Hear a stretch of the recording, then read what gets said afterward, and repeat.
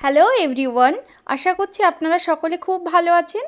আজ আমি বানাচ্ছি খাসির চর্বি দিয়ে ঘুগনি। এই রকম ঘুগনি হয় খুব সুন্দর টেস্ট। প্রথমে আমি মটরগুলো সারা রাত ভিজিয়ে রেখেছিলাম। তারপর মটরগুলোকে আমি প্রেসার কুকারে দিয়ে তার ভেতরে লবণ ও হলুদ দিয়ে 3টি সিটি মেরে রেখে দেব। দিয়ে একটা প্যানে আমি তেল গরম করতে দেব। তেলটা গরম হলে তার মধ্যে 2টো শুকনো লঙ্কা, 2টো তেজপাতা ও একটু জিরে ফোড়নে দেব। ফোড়নটা রেডি হয়ে গেলে তার মধ্যে আমি দিয়ে দেব আগে থেকে চৌকো করে কেটে রাখা আলু। আলুর মধ্যে একটু দেব লবণ ও হলুদ, দিয়ে আলুগুলোকে একটু ভাজবো। তারপর আমি তার মধ্যে দিয়ে দেব একটা গোটা পেঁয়াজ কুচি ও দিয়ে দেব 1 চামচ রসুন বাটা,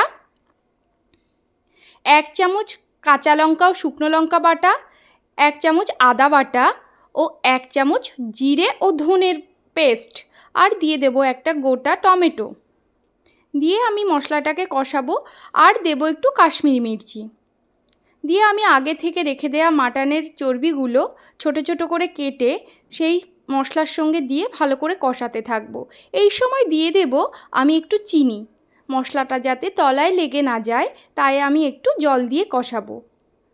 মশলাটা রেডি হলে আগে থেকে সেদ্ধ করে রাখা মটরটা আমি ঢেলে দেব, দিয়ে ফুটিয়ে নেব। বেশ খানিকক্ষণ ফোটানোর পর আমি তার ভেতরে দিয়ে দেব একটু গরম মশলা বাটা।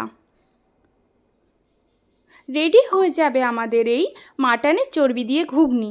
রেসিপিটি কেমন লাগলো আমাকে জানাতে ভুলবেন না কিন্তু।